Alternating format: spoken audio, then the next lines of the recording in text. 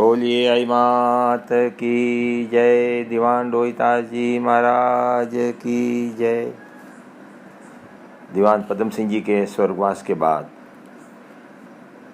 जब उनका स्वर्गवास हुआ उस समय पदम सिंह जी दरबार विजय सिंह जी के साथ युद्ध में साथ देने के लिए गए हुए थे और जब वो पर्वतसर में थे तब दीवान पदम सिंह जी के स्वर्गवास का समाचार मिला।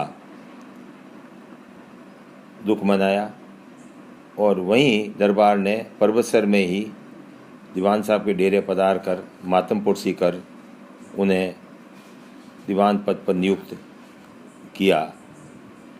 खूब सिरोपाव वगैरह सब दे के और उन्हें कहा कि आप अब गांव पधारो। यहाँ पधार कर उन्होंने एक बहुत बड़ा जिग किया जिसमें विवरण तो बइयों में है, पर लाखों आदमियों ने यहाँ भोजन किया, प्रसाद पाया और दीवान साहब की वाहवाही करते हुए अपने घर गए। दीवान साहब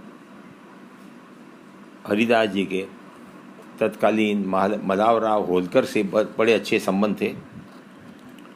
वहाँ अपने जागीर के 3 गांव थे, अलेड़, आमोदिया और हासलपुर। काफ़ी समय में दीवान साहब इंदौर ही विराजते थे और उनके साथ युद्ध में भी आते, साथ में रहते। उसके बाद यहाँ बिलाड़ा पधारे। जैसा कि एक सिस्टम था, जब दीवान साहब गादी पर बैठते तो ये पहले जिग करते, सारे जिग मतलब पूरे भारत को नहीं, पूरे दुनिया जग को इनवाइट किया, सबको प्रसाद पाते और उसके बाद वो दौरे पर निकलते हर गांव में।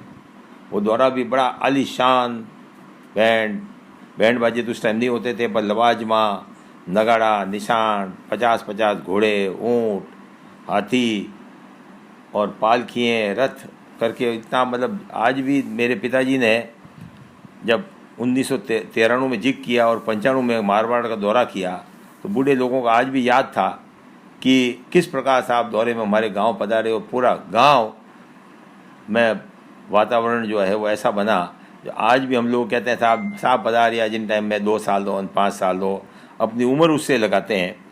तो इन्होंने दीवान हरिदास जी ने जिग किया। अपने पास आती है बात कि सन 1833 में बाबा गांव के सिर भी वहाँ के तत्कालीन ठाकुर से नाराज़ होकर गांव छोड़कर चले गए। ठाकुर साहब बिलाड़ा आए, उन्होंने हरिदास जी को प्रार्थना करी, दीवान साहब वहाँ पधारे और उन्होंने सबको समझा बुझा कर वापस बाबा गांव में बसाया।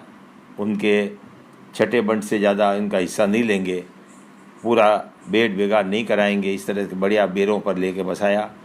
और वहाँ के ठाकुर ने दीवान साहब मतलब आई माता जी के भोजन प्रसाद धूप दीप के लिए एक बेरा भेंट किया। इसी तरह से बेरे हर दीवान साहब के समय जब छुड़ाना होता तो एक गांव से छुड़ाना कर लेते, या तो वो ठाकुर राजी हो जाता तो वहीं बसाते, नहीं तो बढ़िया गांव दूसरों में बसाते और आई माता जी के नाम कुछ बेरा माता जी के भेंट होता। आज पाली ज़िले में कम से कम 7,000 बीघा ज़मीन और उसी प्रकार 3,000 बीघा ज़मीन मालवा निमाड़ में आई माता जी के नाम है, जिसका वहाँ के गांव के मंदिरों में उसके प्रसाद का, उसका जो उपज होती है उसका उपयोग कर और गांव के मंदिर की व्यवस्था की जाती है।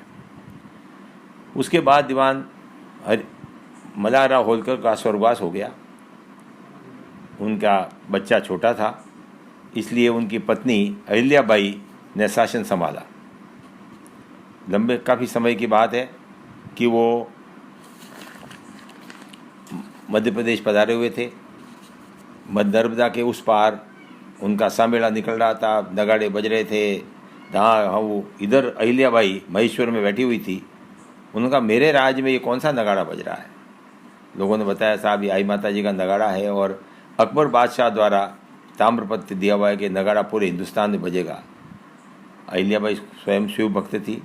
उसने कहा अगर एक बिलाड़ा दीवान है और इतने ही पहुँचवान है तो उनसे कहो या तो नगाड़ा बंद करे या मेरे को है जिस हालत में आके मिले। समाचार गए, दीवान साहब ने माता जी को याद किया और घोड़े को नदी में की तरफ मोड़ दिया। नदी जैसे कोई पत्थर की सड़क बनती है वैसे सड़क बन गई। नदी में पार किया।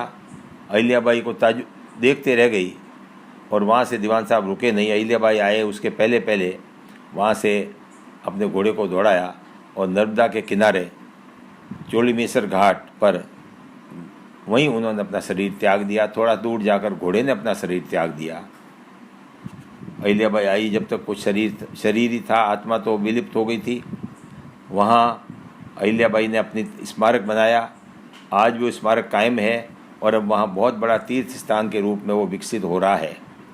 उनकी पाग लेकर उनके बेटे उदय सिंह जी मारवाड़ आए और मारवाड़ आके और यहाँ उनके पत्नी कागण जी ने वो पाग लेके और अपने बाग के अंदर समाधि ली, जो बड़ी बड़ी छतरियाँ बनी हुई है।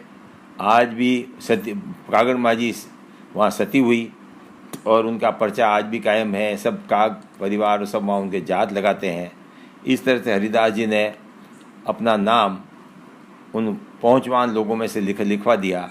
उनका कार्यकाल लंबा नहीं रहा और आज भी उनकी समाधि पर हजारों लोग यहाँ आते हैं। कागण जी की समाधि पर हजारों लोग आते हैं। हरिदास जी के निधन के पश्चात उनके बेटे उदय सिंह जी राज पर आए, जिसका विवरण अपन आगे बात करेंगे। बोलिए आई मात की जय।